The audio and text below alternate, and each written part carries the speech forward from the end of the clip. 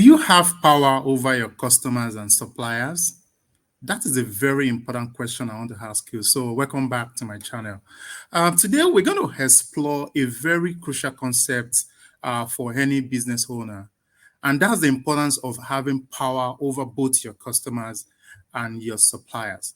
For better perspective, lack of power over your customers negatively impacts the revenue of the business, and lack of power over the supplier also necessarily increases the cost of the business.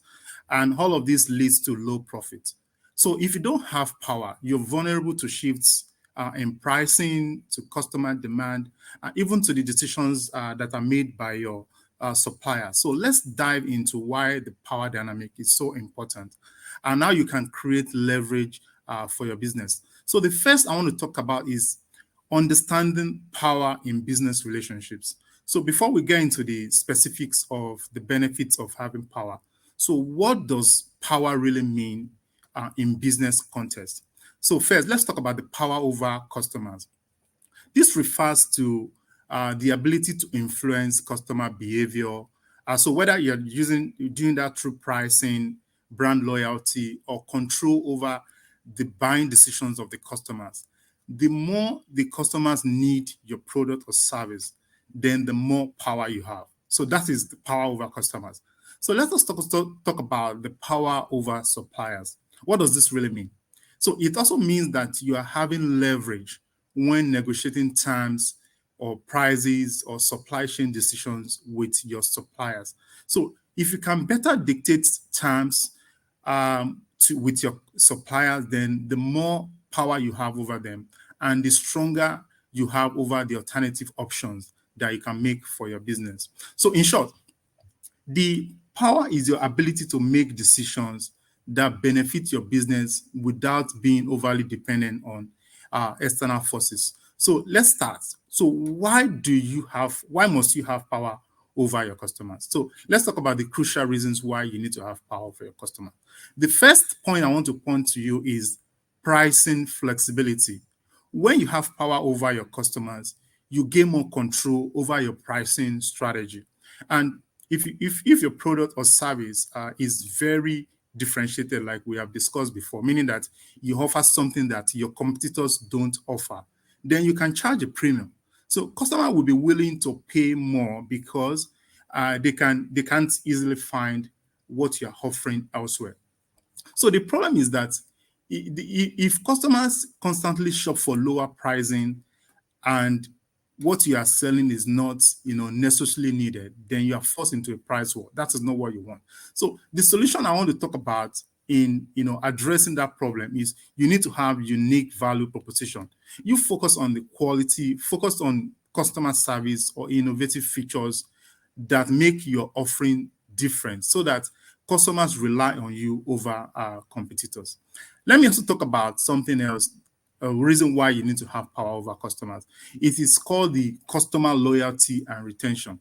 So if you have power over your customer, it also means that you can build loyalty and retain customers more easily.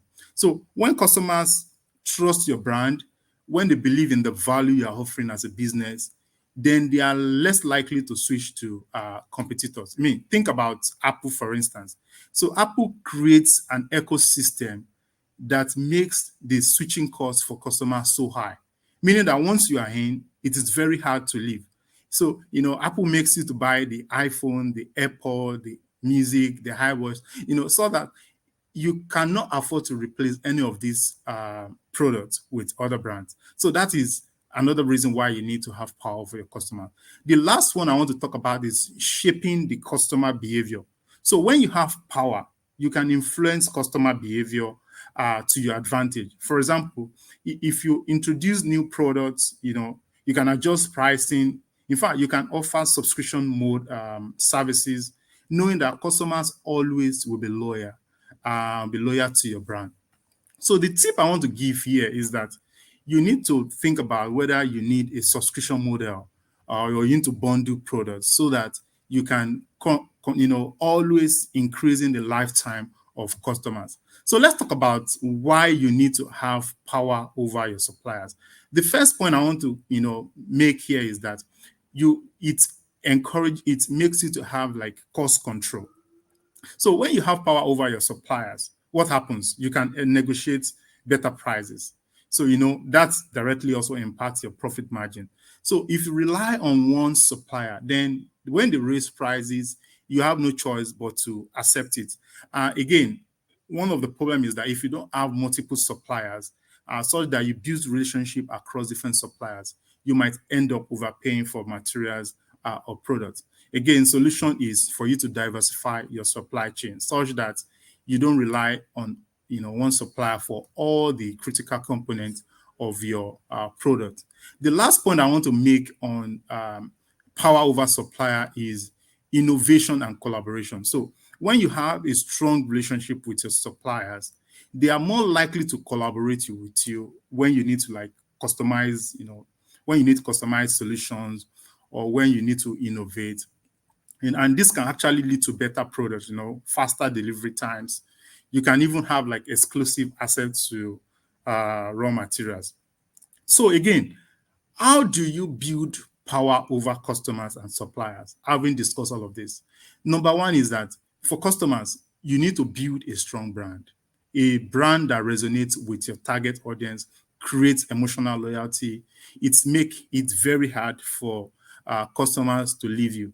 Second one is that you need to offer unique, value, whether through you're using true innovation, you are offering exceptional customer service, or you are, selling or offering specialized products.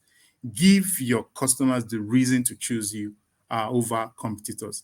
Another thing is that when you have power, the reason when you have power over your customers, you also create like a very high switching cost for them. Offer like loyalty program bundles. You create an ecosystem that makes it very challenging for customers to switch to competitors. If I move to suppliers, why again, or how do you build power over your suppliers? Again, diversify your supply chain. Don't rely on one supplier for critical components. So this gives you leverage when you're trying to negotiate terms with your suppliers. Again, you need to build strong relationship. Treat your suppliers as your partners, not just as vendors. When you do that, you can build trust so that when you are negotiating, better pricing or better deals, the suppliers really trust you. Again, in conclusion, what I'm trying to say here is that having power over your customers and suppliers, it gives you greater control over your business future. It allows you to set your own prices, manage your own costs effectively. It ensures it makes it to have like a stable supply chain, control. All of these are very crucial for long-term success of your business. So, hey, this is how to start. Take a look at your own, customer relationships. Take a look at your supplier relationships. Do you have like a customer base that you don't have control over, where small change in price, even when costs are increasing, trigger them to switch to competitors? That may be giving you signal that you don't have control over them. Think about suppliers as well. Do you, call your supplier that, oh, you know what, let's negotiate terms, and they are reluctant to do that? Again, that gives you signal that maybe you don't have, power over them. And that is how to begin, the process of gaining power over customers. If you are not aware, then it may be very hard for you to really start to gain that power you need over both your suppliers and your customers. Again, remember what I said. If you don't have power over your customers, what happens is that your revenue, you don't have control over your revenue and how your revenue grow. If you don't have power over your suppliers, again, it affects the business cost. And revenue and cost matches to give you either profit or loss. So that's what I want to share with you today. If you find this video helpful, let me know in the comment section. Like, subscribe to the channel to continue to see more useful content. I'll see you again in my next video. Take care of yourself. Bye-bye.